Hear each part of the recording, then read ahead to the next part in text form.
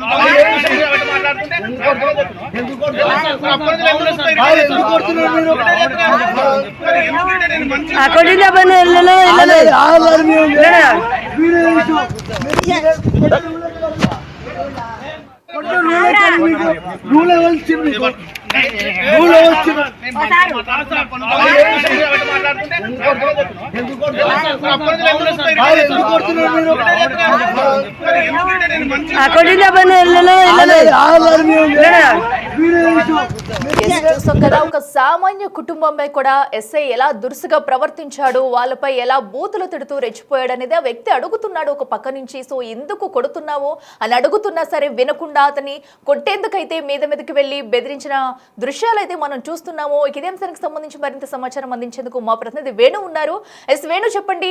ఏదైతే సతీష్ చేసిన ఘనకార్యం మనమంతా కూడా చూస్తున్నాము. ఒక ఎస్ఐ స్థాయిలో ఉండి కూడా ఒక సామాన్య కుటుంబంపై ఎందుకు ఇలా ప్రవర్తించాలంటూ నెటిజన్స్ పక్కనైతే దుమ్మెత్తి పోస్తున్నారు. అసలు అక్కడ ఏం జరిగింది, ఈ ఘటనకు సంబంధించి ఎస్ఐ ఏమన్నా బదులిచ్చారా?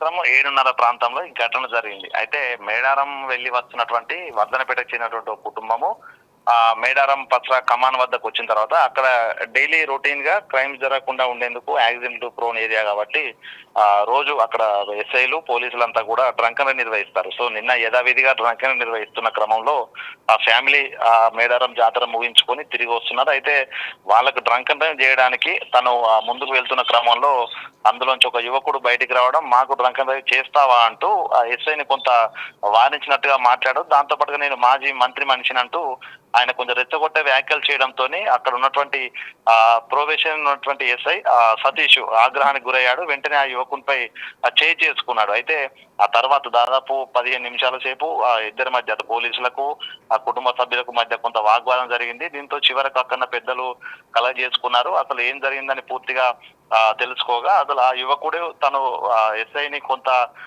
రెచ్చగొట్టే విధంగా వ్యాఖ్యలు చేయడంతోనే తాను కూడా తనపై దాడి చేశానని కూడా తెలుసుకున్న తర్వాత పూర్తిగా పోలీసులు కూడా ఇద్దరికి తప్పైందంటూ కూడా కాంప్రమైజ్ అయినట్లు కూడా తెలుస్తుంది. అయితే ఈ యొక్క సన్నివేశాన్ని వెంటనే కొంతమంది ప్రతిపక్ష పార్టీకి చెందినటువంటి నాయకులు సోషల్ మీడియాలో పోస్ట్ చేయడము, ప్రజాపాలన అంటున్నారు, ఫ్రెండ్లీ పోలీసింగ్ అంటున్నారు, ఇదేం పద్ధతి అంటూ కూడా పోస్ట్. కానీ నిజంగా జరిగింది మాత్రం అక్కడ ఎస్ఐ తన విధులను ఆటంకం కలిగించినటువంటి ఘటనలోనే మరోవైపు మాజీ మంత్రి పేరు చెప్తూ ఎస్ఐని తన విధులను అడ్డుకునే క్రమం లోపలే తాను కొంత ఆవేశానికి గురైన మాట వాస్తవం అంటూ కూడా తర్వాత అధికారులు కూడా తేల్చుకున్నారు. దీనిపై ఇద్దరు 2 వర్గాలు కాంప్రమైజ్ కావడంతో కూడా ఎవరిపై కేసులు నమోదు చేస్తారు. మొత్తానికైతే సోషల్ మీడియాలో ఈ వీడియో రావడంతో పూర్తిగా పోలీసులదే వన్ సైడ్ తప్పంటూ కూడా కొంత ప్రచారం జరిగింది. మొత్తానికి 2 వర్గాలు కూడా కాంప్రమైజ్ కావడంతో ఈ ఇష్యూలో ఎవరిపై కేసు కూడా నమోదు చేయకుండా ఆ కుటుంబాన్ని కూడా తిరిగి 8:30 ప్రాంతంలో తిరిగి పంపించేశారు. అట్లా వేణు, ఏదైతే అటు సామాన్య వ్యక్తి అంటూ మనం చెప్పుకుంటున్నామో, సో అతను ఎవరి తరపున అయితే ఎవరున్నారని చెప్పేసి కూడా అతను అలా మాట్లాడడానికి కారణం అనుకోవచ్చు. అండ్ అలాగే అంటే ఇక్కడ ఎస్ఐ కొట్టిన తీరు కూడా మనం చూస్తున్నాము. అంటే వారు అసలు ఏం మాట్లాడారు, దానికే చేయి చేసుకోవడం ఎంతవరకు కరెక్ట్ అంటారు?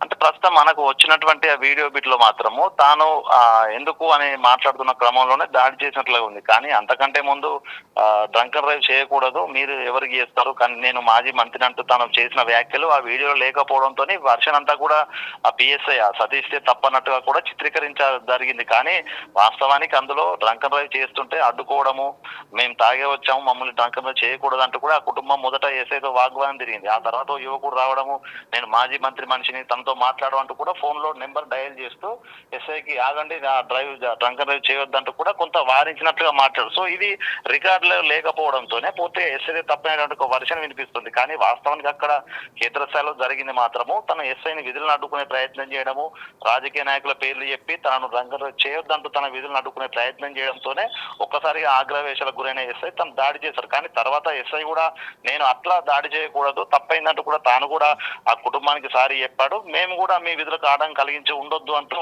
ఆ కుటుంబ సభ్యులు కూడా ఎస్ఐకో సారీ చెప్పడంతో సమస్య సద్దుమైంది. సో మొత్తానికి ఆ వీడియో సోషల్ మీడియాలో చెక్కలు కొట్టనే ప్రస్తుతము పోలీసుల వ్యవహార తీరును కొంత వివాదాస్పద విధంగా చర్చ జరుగుతుంది. కానీ అందులో జరిగింది మాత్రం చర్చ జరిగింది వేరే అంశం. సో మొత్తానికి ఆ వీడియో ప్రస్తుతం సోషల్ మీడియాలో ట్రెండింగ్ అవుతుంది. కానీ దాంట్లో పోలీసుల తప్పు ఉంది, మరోవైపు ఆ యొక్క కుటుంబ సభ్యుల తప్పు కూడా ఉంది. సో 2 వర్గాల్లో తప్పు ఉంది కాబట్టి కాంప్రమైజ్ కావడంతో అటు అధికారులు ఎస్ఐని మందలించి వదిలేశారు, కుటుంబ సభ్యులు కూడా పోలీసులకు సారి చెప్పక వెళ్ళిపోయారు. అట్లా okay, right Venu, thank you. Yes, so ఏదైతే మనం చూస్తున్నామో మనకు వచ్చిన వీడియో బయట కూడా కేవలం అటు ఎస్ఐ దురుసు ప్రవర్తన కనిపించేలాగా కూడా కావాలని ఆ వీడియో బయటకు ప్రవేశపెట్టారు. అనంతరం కూడా అంతకు ముందైతే ఏదైతే సామాన్య కుటుంబం అని చెప్తున్నామో వారు ఎస్ఐకి విధులు ఆటంకం కలిగించి నాకే డ్రంక్ అండ్ డ్రైవ్ చేస్తావా, నాకు పలానా పొలిటీషియన్స్ తెలుసంటూ చెప్పడంతో ఈ ఘర్షణ అంతా జరిగిందంటూ ఈ ఘర్షణ అనంతరం కూడా ఇరువురు ఒప్పుకున్నారు. అయితే ప్రస్తుతం మనం చూడొచ్చు ఎస్ఐ కూడా నేను కూడా అలా బిహేవ్ చేసి ఉండకూడదంటూ కూడా తన వివరణ అయితే ఇచ్చుకున్నారు.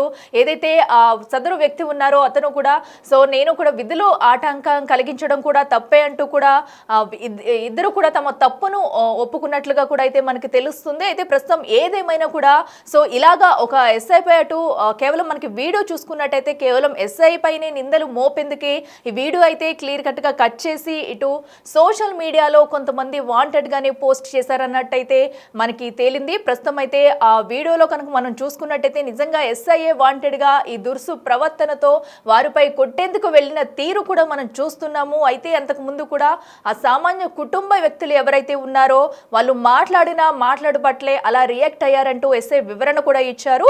సో నాకు పలానా పొలిటీషియన్ తెలుసు, పలానా మంత్రి తెలుసు అంటూ నాకే డ్రంక్ అండ్ డ్రైవ్ చేస్తామంటూ ఎస్ఐ విధులకు ఆటంకం కలిగించే ప్రయత్నం చేస్తారు. సో ఈ సందర్భంలోనే ఈ ఘర్షణ వాతావరణం చోటు చేసుకుందనే చెప్పాలి. సో ఏదేమైనా కూడా ప్రస్తుతం అయితే ఇరువురు కూడా అటు క్షమాపణలు చెప్పుకుని సో అటు ఎస్ఐ విధులకు ఆటంకం కలిగించడం కూడా మాది తప్పు, అలాగే ఇలాగ దురుసుగా ప్రవర్తించడం కూడా చేయి చేసుకున్నందుకు కూడా నాది కూడా తప్పు అంటూ కూడా ఎస్ఐ చెప్పుకొస్తున్న తీరు మనం చూస్తున్నాం.